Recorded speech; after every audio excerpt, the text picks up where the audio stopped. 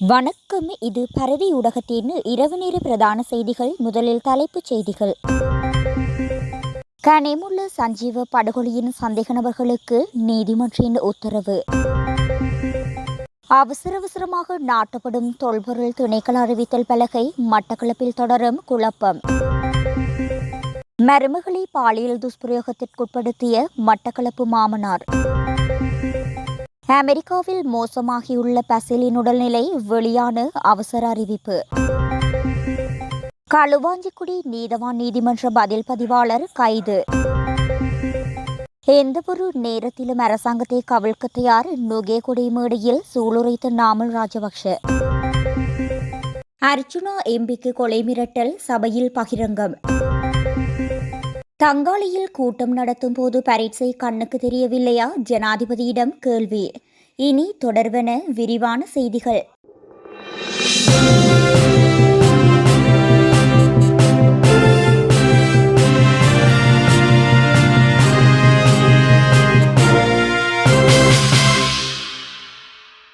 கனேமுல்ல சஞ்சீவ கொலை சம்பவம் தொடர்பாக விளக்கமறியலில் வைக்கப்பட்டுள்ள துப்பாக்கிதாரி உள்ளிட்ட சந்தேக நபர்களுக்கு விளக்கமறியல் நீடிக்கப்பட்டுள்ளது. இதன் அடிப்படையில் டிசம்பர் மாதம் 5ஆம் தேதி வரை மீண்டும் விளக்கமறியல் நீடிக்கப்பட்டுள்ளது. கொழும்பு பிரதான நீதவான் அசங்கேஸ் போதரகம முன்னிலையில் நேற்றைய தினம் இந்த வழக்கு விசாரணைக்கு எடுத்துக் கொள்ளப்பட்டது. இதன்போது பூசா சிறைச்சாலையில் தடுத்து வைக்கப்பட்டுள்ள சந்தேக நபர்கள் ஜூம் தொழில்நுட்பம் மூலம் நீதிமன்றில் ஆஜர்படுத்தப்பட்டனர்.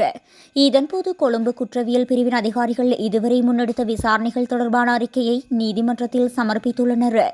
வேறு சம்பவம் தொடர்பில் தற்போது விளக்கமறியலில் வைக்கப்பட்டுள்ள சுபுன் பிரதீப் குமார் என்ற சந்தேக நபரை இந்த வழக்கில் 35வது சந்தேக நபராக பெயரிட அனுமதி வழங்குமாறு குறித்த அதிகாரி நீதிமன்றில் கோரியுள்ளார். அத்தோடு சமர்ப்பணங்களை முன்வைத்த கொழும்பு குற்றவியல் பிரிவின் அதிகாரி குறித்து இந்த சம்பவம் தொடர்பில் விளக்கமறியலில் வைக்கப்பட்டுள்ள 2 சந்தேக நபர்களிடமிருந்து பெறப்பட்ட வாக்குமூலங்களின் அடிப்படையில் மேலதிக விசாரணைகளை மேற்கொள்ளப்பட்டு வருவதாக தெரிவித்துள்ளார். அத்தோடு இந்த சம்பவம் தொடர்பில் கைது செய்யப்பட்டு குற்றப்புலனாய்வு திணைக்களத்தில் தடுத்து வைக்கப்பட்டு விசாரிக்கப்பட்டு வரும் கெகல் பத்திரபத்மி உள்ளிட்ட 3 சந்தேக நபர்களின் தடுப்பு காவல் உத்தரவுகள் தொடர்பான பிரதிகளும் நீதிமன்றில் சமர்ப்பிக்கப்பட்டதாகவும் கொழும்பு குற்றவியல் பிரிவின் அதிகாரி தெரிவித்துள்ளார். முன்வைக்கப்பட்ட சமர்ப்பணங்களை கருத்தில் கொண்டு நீதவான் இந்த சந்தேக நபர்களை டிசம்பர் மாதம் 5ஆம் தேதி வரை விளக்கமறியலில் வைக்க உத்தரவிட்டதுடன் அன்றைய தினம் விசாரணைகளின் முன்னேற்றம் குறித்த அறிக்கையை சமர்ப்பிக்குமாறு கொழும்பு குற்றவியல் பிரிவினருக்கு உத்தரவிட்டுள்ளார். மட்டக்களப்பு வெள்ளாவளி பகுதியில் கண்ணபுரம் தொல்லியல் இடம் எனும் மும்மொழிகளில் எழுதப்பட்ட புதிய பெயர்ப்பலகை நாட்டப்பட்டதால் அப்பகுதியில் பரபரப்பான நிலை உருவானது. தொல்பொருள் எனும் போர்வையில் நேற்றைய தினம் மட்டக்களப்பின் பல்வேறு பகுதிகளிலும் இவ்வாறு பெயர்ப்பலகைகள் நாட்டப்பட்ட நிலையில் இன்றைய தினம் வெள்ளாவளியில் இந்த சம்பவம் இடம்பெற்றுள்ளது. இந்நிலையில் படுவான்கரை பெருநிலம் மண்முனை தென்மேற்கு பிரதேச பிரிவில் உள்ள தாந்தாமலை முருகன் ஆலயத்தில் செல்லும் வீதிகளில் 2 இடங்களில் நேற்று முன்தினம் தொல்பொருள் திணைக்களத்தால் அறிவித்தல் பலகை இடப்பட்டன. தமிழர்களின் பூர்வீக நிலத்தில் தொல்பொருள் ஆய்வு என்ற போர்வையில் பௌத்த விகாரங்களை நிறுவும் திட்டமாக குறித்து இந்த விளம்பர அறிவிப்புகள் இடப்பட்டுள்ளதாக அப்பகுதி மக்கள் சந்தேகம் வெளியிட்டுள்ளனர். மட்டக்களப்பில் தனது சொந்த மருமகளை பாலியல் துஷ்பிரயோகத்திற்கு உட்படுத்திய மாமனாரை குற்றவாளியாக கண்ட மன்று 40 வருட கடூழிய சிறை தண்டனை விதித்து தீர்ப்பளித்துள்ளது. மட்டக்களப்பைச் சேர்ந்த 12 வயதான சிறுமியை மாமனார் கடைக்கு அழைத்து செல்வதாக கூறி தனது வீட்டுக்கு அழைத்து சென்று சிறுமியை துஷ்பிரயோகத்துக்குள்ளாகியுள்ளார். குறித்து சம்பவம் நடைபெற்ற சில நாட்களின் பின்னர் சிறுமி கல்வி கற்கும் பாடசாலையில் பாலியல் கல்வி தொடர்பிலான கற்பித்தல் இடம்பெற்றது. இதன்போது சிறுமி சோகமாக இருந்ததனை அவதானித்து அது தொடர்பில் ஆசிரியர் வினவிய போதே சிறுமி தனக்கு நடந்த சம்பவம் தொடர்பில் கூறியுள்ளார். அது தொடர்பில் ஆசிரியரால் போலீசாருக்கு அறிவிக்கப்பட்டதை அடுத்து விசாரணைகளை முன்னெடுத்த போலீசார் சிறுமியின் வாக்குமூலத்தின் அடிப்படையில் மாமனாரை கைது செய்தனர். இந்நிலையில் இன்றைய தினம் வெள்ளிக்கிழமை எதிராளியான சிறுமியின் மாமனாரை குற்றவாளியாக கண்டு 40 வருட கடூழிய சிறை தண்டனை விதித்துள்ளார். அத்துடன் பாதிக்கப்பட்ட சிறுமிக்கு 3 லட்சம் ரூபாய் நஷ்டஈடு வழங்க வேண்டும் எனவும் நஷ்டஈட்டினை செலுத்த தவறின் மேலும் 3 வருட சிறை தண்டனை அனுபவிக்க வேண்டும் எனவும் அத்துடன் 30,000 ரூபாய் தண்டப்பணம் செலுத்த வேண்டும் எனவும் தண்டனை தீர்ப்பை வழங்கியுள்ளார். மாத்தறை பவுன்சில் பகுதியில் 1.5 ஏக்கர் காணியை 50 மில்லியன் ரூபாய்க்கு கொள்வனவு செய்தமை தொடர்பில் முன்னாள் அமைச்சர் பசில் ராஜபக்ஷவுக்கு எதிரான வழக்கு மே 22ஆம் தேதிக்கு ஒத்திவைக்கப்பட்டுள்ளது. பசில் ராஜபக்ஷ தற்போது அமெரிக்காவில் உள்ள நிலையில் உடல்நிலை சரியில்லாமை காரணமாக அவரை நாட்டிற்கு விமானத்தில் அனுப்ப முடியாது என்று எமிரேட்ஸ் ஏர்லைன்ஸ் மற்றும் சிங்கப்பூர் ஏர்லைன்ஸ் நிறுவனங்கள் சான்றிதழ் வழக்கறிஞர்கள் நீதிமன்றத்துக்கு வழங்கியுள்ளனர். அவரின் நிலைமையை கருத்தில் கொண்டு பசில் ராஜபக்ஷவுக்கு எதிரான வழக்கை மே 22ஆம் தேதி வரை பிடியாணை உத்தரவு பிறப்பிக்காமல் ஒத்திவைக்க மாத்தறை நீதவான் உத்தரவிட்டார். களுவாஞ்சிக்குடி நீதவான் நீதிமன்ற பதில் பதிவாளர் கைது செய்யப்பட்டுள்ளார். குறித்த கைது நடவடிக்கை நேற்றைய தினம் மேற்கொள்ளப்பட்டுள்ளது.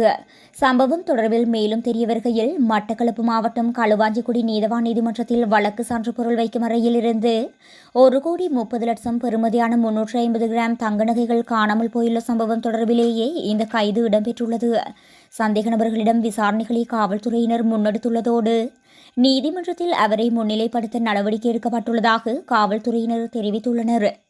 வரலாற்றில் முதல் தடவையாக உள்ளூர் உற்பத்திகளை தவிர்த்து வெளிநாட்டு இறக்குமதியை சிறந்தது என கூறும் அரசாங்கம் ஆட்சியமைத்துள்ளதாக ஸ்ரீலங்கா பொதுஜன பெரமுன கட்சியின் தேசிய அமைப்பாளர் நாமல் ராஜபக்ஷ தெரிவித்துள்ளார். அரசாங்கம் தனது வாக்குறுதிகளை மறந்து தற்போது ஆட்சியமைத்து வருவதாகவும் அவர் தெரிவித்துள்ளார். இதன்போது மேலும் உரையாற்றிய நாமல் ராஜபக்ஷ தேர்தல்கள் நோக்கங்களின்றி வாக்குகளுக்காக அல்லாமல் இப்படி அவசரமாக ஒன்று கூட காரணம் என்ன என பலரும் கேட்கின்றனர். பொய்களை கூறி ஆட்சிக்கு வந்தனர். IMF வீட்டுக்கு அனுப்புவதாக கூறி அரசாங்கம் வந்தவுடன் அதனை அரவணைத்துக் கொண்டது. நீதித்துறைக்கு அரசாங்கம் அச்சுறுத்தி வருகிறது. காவல்துறை ஆணைக்குழுவுக்கும் அச்சுறுத்தல் விடுத்து வருகின்றது. மக்களுக்கு வழங்கிய உறுதிகளை வழங்க முடியாதவிடின் பாதுகாப்பு படைகளை அதற்கு காரணமாக பயன்படுத்தாதீர்கள். வரலாற்றில் முதல் தடவையாக உள்ளூர் உற்பத்திகளை விடவும் வெளிநாட்டிலிருந்து இறக்குமதி செய்வது சிறந்தது என கூறும் அரசாங்கம் ஆட்சியமைத்துள்ளது. போதைப்பொருள் ஒழிப்பிற்கு நாங்கள் ஒன்றும் விரோதமானவர்கள் அல்ல. எனினும் சுங்கத்திலிருந்து விடுவிக்கப்பட்ட 323 கொள்கலன் தொடர்பிலும் விசாரணைகளை ஆரம்பியுங்கள் என நினைவு கூற விரும்புகின்றோம் என நாமல் ராஜபக்ஷ மேலும் தெரிவித்துள்ளார். முஸ்லிம் நாடாளுமன்ற உறுப்பினர் தனக்கு கொலை மிரட்டல் விடுத்ததாக நாடாளுமன்ற உறுப்பினர் ராமநாதன் அர்ச்சுனா தெரிவித்துள்ளார். நாடாளுமன்றத்தில் உள்ள உறுப்பினர்களின் உணவகத்தில் இன்றைய தினம் இவ்வாறு அச்சுறுத்தல் விடுக்கப்பட்டதாக அவர் தெரிவித்துள்ளார். நாடாளுமன்றத்தில் இன்றைய தினம் உரையாற்றிய அர்ச்சுனா புத்தளம் அடிப்படை மருத்துவமனை குறித்து 11 கேள்விகளை முன்வைத்திருந்தார். இந்நிலையில் குறித்த மருத்துவமனை தொடர்பில் அவர் கேள்வி எழுப்பிய பிறகு அவருக்கு கொலை மிரட்டல் விடுக்கப்பட்டதாக அவர் தெரிவித்துள்ளார். இதற்கு பதிலளித்த சபாநாயகர் ஜகத் விக்ரமரத்ன குறித்து இந்த விவகாரம் தொடர்பாக சிறப்புரிமை பிரச்சினை எழுப்புமாறு அறிவுறுத்தியுள்ளார். நாடாளுமன்றத்தில் ஜனாதிபதி அனுரகுமார திசாநாயக்க முன்மொழிந்த வரவு செலவு திட்ட உரை 4 மணித்தியாலம் நீடித்தமை தொடர்பில் புதிய ஜனநாயக முன்னணி கட்சியின் நாடாளுமன்ற உறுப்பினர் சாமர சம்பத் தசநாயக்க விமர்சித்துள்ளார். நுகேகொடையில் தற்போது நடைபெற்று வரும் அரசாங்கத்திற்கு எதிரான பொதுப் பேரணியில் கலந்து கொண்டு கருத்து தெரிவிக்கும் போதே அவர் இதனை தெரிவித்துள்ளார். ஜனாதிபதி நேற்று முன்தினம் தங்காலையில் பொதுக்கூட்டம் ஒன்றை நடத்தும் போது உயர்தர பரீட்சைகள் தொடர்பில் அறிந்திருக்கவில்லையா எனவும் அவர் கேள்வி எழுப்பியுள்ளார். நாடாளுமன்ற உறுப்பினர் சாமர சம்பத் தசநாயக்கவின் உரையில் இடைநடுவே ஸ்ரீலங்கா பொதுஜன பெரமுன கட்சியின் தேசிய அமைப்பாளர் நாமல் ராஜபக்ஷ பொதுப் பேரணிக்கு வருகை தந்திருந்தமை குறிப்பிடத்தக்கது.